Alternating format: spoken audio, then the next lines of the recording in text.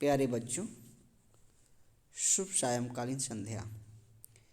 आज हम हिंदी साहित्य की पुस्तक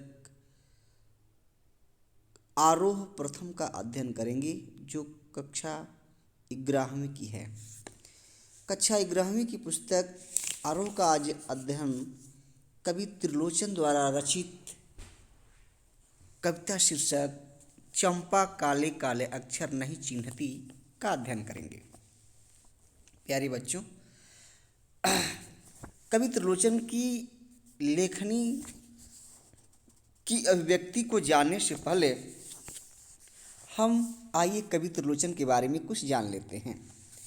कवि त्रिलोचन जी हिंदी साहित्य के प्रगतिशील काव्यधारा के प्रमुख कवि रहे।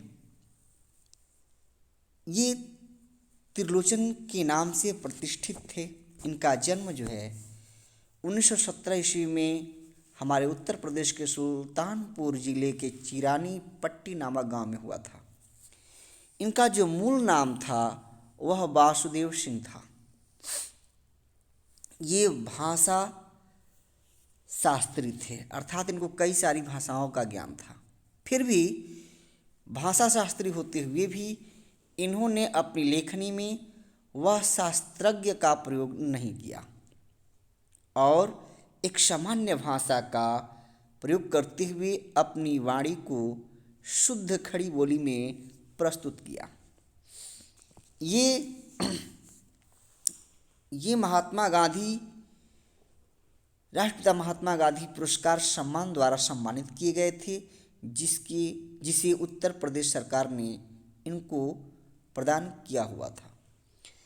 प्यारे बच्चों, आइए हम जानते हैं कि इन्होंने इस रचना के माध्यम से किसके बारे में क्यों वर्णन किया।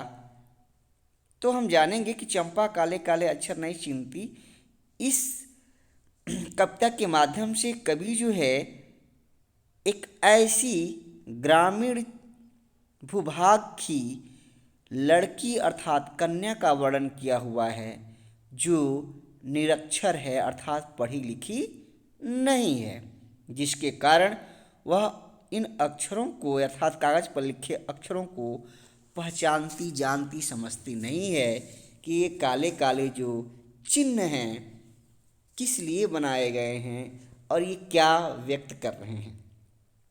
कवि ने लिखा हुआ है कि चंपा काले काले अक्षर नहीं चिन्हती, मैं जब पढ़ने लगता हूँ वह आ जाती है, खड़ी खड़ी चुपचाप सुना करती है, उसे बड़ा अचरज होता है, इन काले चिन्हों से कैसे ये सब स्वर निकला करता है। चंपा सुंदर की लड़की है, सुंदर ग्वाला है, गायें भैंसे रखता है, चंपा चौपायों को लेकर चरवाही करने जाती है, चंपा अच्छी है, चंचल है, नट खट खट भी है। अर्थात चंपा के व्यवहार, आदत, फिर उसकी सोचने की शक्ति, कला आदि का वर्णन कवि त्रिलोचन जी ने इस काव्य पंक्ति में किया हुआ है।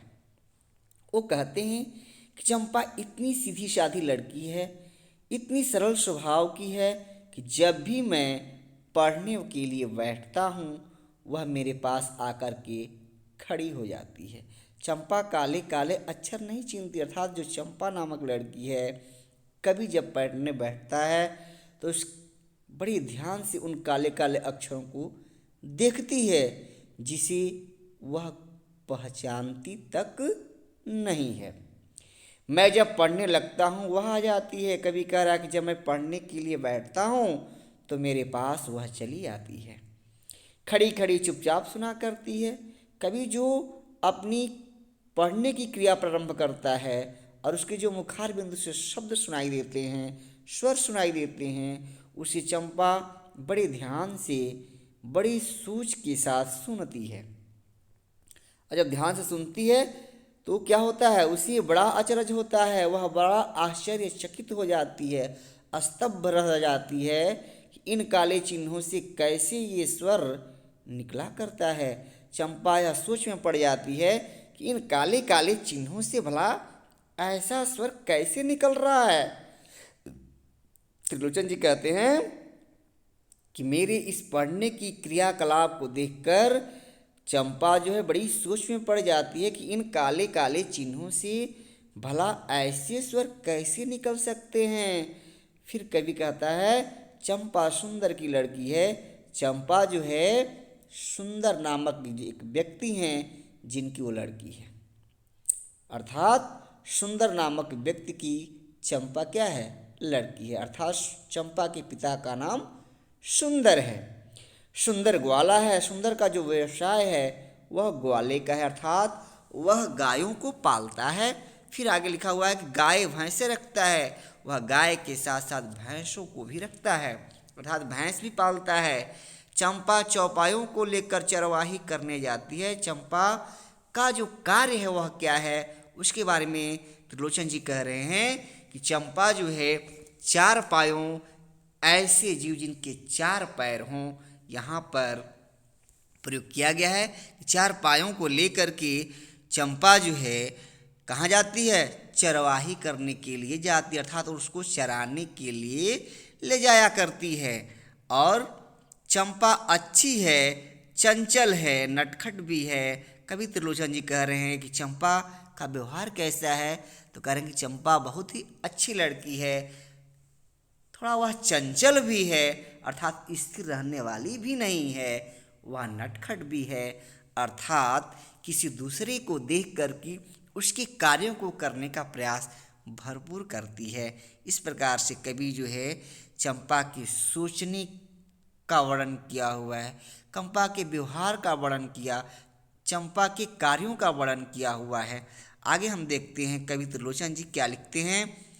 कभी कभी अधम करती है, कभी कभी वह कलम चुरा देती है, जैसे तैसे उसे ढूंढकर जब लाता हूँ, पाता हूँ अब कागज गायब, परेशान फिर हो जाता हूँ। कवि त्रिलोचन जी कहते हैं कि कभी कभी वो उद्यम मचा देती है, खलबली मचा देती है। कभी कभी कवि के साथ जो है चंपा जो है खलबली मचा देती है, उहापोह कर देती है। क्या करती है, तो कह रहा है कि कभी कभी वह कलम चुरा देती है।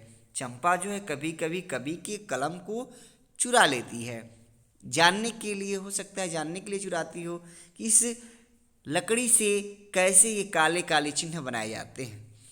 जैसे तैसे उसे ढूंढकर जब लाता हूँ, कवि कहता है कि जब जैसे तैसे मैंने बड़ी परिश्रम के साथ, बड़ी मेहनत से मैं उस कलम को ढूंढ करके लाता हूँ, तो क्या होता है, तब तक पाता हूँ अब कागज गायब। कभी कहता है कि जब तक मैं कलम को ढूंढने में सफलता प्राप्त करता हूँ, तब तक पता चलता है कि कलम तो मिल गई, लेकिन हमारा लेखन का जो कागज है वही गायब हो गया है, अर्थात टेबल मेज पर है ही नहीं। कभी कह रहा है कि परेशान फिर हो जाता हूँ, मैं चंपा के इस नटखट व्यवहार से परेशान हो जाता हूँ। अर्थात कभी कहता है कि चंपा बहुत ही नटखट है, चंचल है, पर अच्छी भी है, सहनशील, समझदार भी है। इन तमाम गुणों के चंपा के कवि ने वर्णन किया हुआ है। प्यारे बच्चों, हम देखेंगे कि इन पंक्तियों के माध्यम से कवि ने किस किस अलंकार रस भाव का वर्णन किया हुआ है। तो हम देखेंगे कि इसमें जो है बड़े कवि सरल भाव का वर्णन किया हुआ है। और यहाँ पर जो कवि है इसमें एक मुहावरा कहा जाता है कि काला अक्षर भैंस बराबर। इस मुहावरे को चरितार्थ करते हुए उसका आक्षेप चंपा के ऊपर कवि त्रिलोचन जी ने किया हुआ है। चंपा के लिए काले अक्षर उसी प्रकार से हैं जिस प्रकार से मुहावरा कहा जाता है काले अक्षर भैंस बराबर। उसी प्रकार से हम देखेंगे काले काले जो अक्षर हैं, ये शब्द का जो प्रयोग जो है कवि विशेषण के रूप में किया हुआ है। और अशिक्षित ग्रामीण क्षेत्र की लड़की का उन्होंने इस पूरे पद्यांश में वर्णन किया हुआ है। इस प्रकार से मैं अपनी वाणी को विराम देता हूँ। धन्यवाद।